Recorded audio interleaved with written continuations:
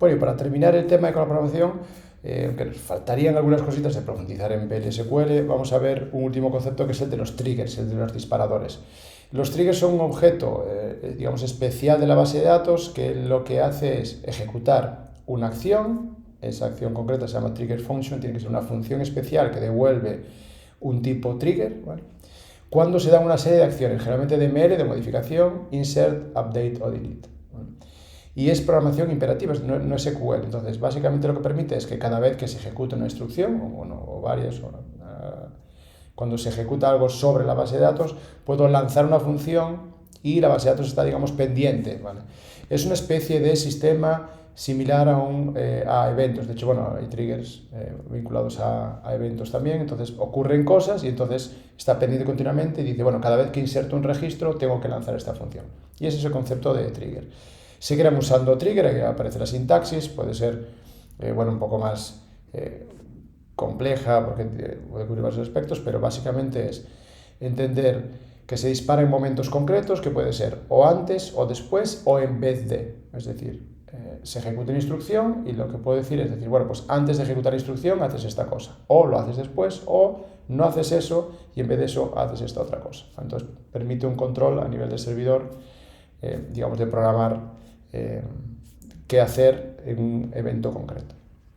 Generalmente siempre son sobre tablas, sobre vistas o tablas temporales concretas, pero lo podría llegar a hacer también para, digamos, para columnas concretas y filas, es decir, lo puedo hacer más específico, pero generalmente aquí vamos a hacerlo sobre una tabla, pero podría hacer sobre una tabla y para una columna, es decir, cuando se modifique cierta columna, no para todas las columnas, permite ya un nivel de detalle un poco menor. El evento determinado suelen ser sentencias de ML, insert, update o delete. Aparece truncate, aunque hemos visto sobre todo lo de delete, la forma de borrar. Truncate es otra forma de borrar directamente que no deja de registro, por eso en principio insert, update y delete. Pero ante esos eventos se dispara la función antes, después o en vez de. Y se dice que se dispare la función concreta, ¿vale? Se puede hacer para cada caso o solo con una condición, o sea, también permite hacer cosas un poco más sofisticadas. Un ejemplo ahí como simplificado de la sintaxis es crear el nombre del trigger sobre la tabla table name, podría decir para cada instrucción o para cada fila, o el when condition cuando se dé cierta condición, execute function y la función concreta. Veis que al final ahí está todo.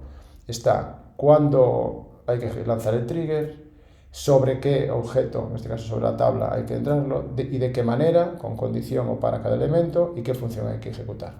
Y esa función, ese function name hay que definirlo. Algunos ejemplos que se ven, estos dos ejemplos dos ejemplos, es un check update, vale, dos maneras, veis que es como un ejemplo muy sencillo. Check update es before update on accounts, es decir, antes de que se actualice, ¿vale? Que se actualice que la tabla accounts, para cada una de las filas ejecuta la función check account update, que tiene que estar definida en algún sitio. O la siguiente, veis que le añade la función when all balance is distinct from new balance. Aquí aparecen variables especiales que son ese old y ese new, que tiene sentido. All es como la versión anterior y new la siguiente. Hay varias variables especiales que también ofrece el lenguaje, pero bueno, en este caso old y new, que es como muy fácil de entender. Entonces, y lanza la función check account update, es esa función. Esas funciones son trigger functions, que son funciones especiales. Estas funciones tienen algunas características, es que en principio no tienen argumentos en la definición, se pueden especificar a crear el trigger y demás, pero bueno, en principio no tienen argumentos. Devuelven un tipo especial, es decir, son funciones especiales, estas de los triggers. Se definen algunas variables especiales, las más típicas all y new, pero tiene algunas más. Y se asignan al trigger en un sitio especial, una instrucción especial que es execute function, es decir, tengo que ponerla ahí, como aparece aquí, luego hay otro ejemplo, check execute, ahí estoy ejecutando esa función y esa función es una función especial, una función de tipo trigger. Un ejemplo concreto, yo creo que para entenderlo, está ahí más o menos comentado, que se entiende bien, es crear una tabla sobre la que jugar, se crea la función trigger, veis que stamp, que es la función que dice si el nuevo empleado es nulo, entonces no sé qué, si el nuevo salario, ¿vale? Está copiado básicamente del tutorial y del enlace al tutorial de Postgres, ¿vale? A la documentación.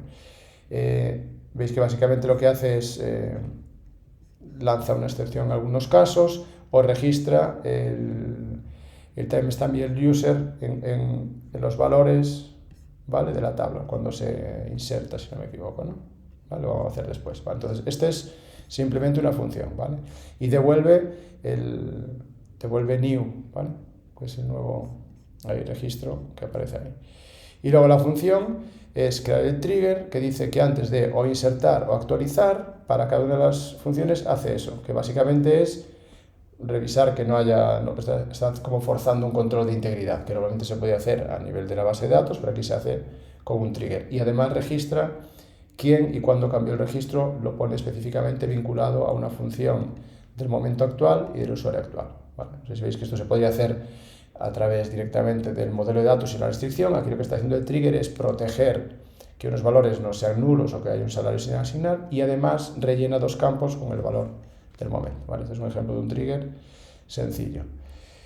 Y os puse ahí, entonces, creo que lo mejor para eso es hacer los ejercicios. Os puse ahí vinculado a la base de datos Hubway algunos ejercicios, pueden que, si tal, subo alguno más.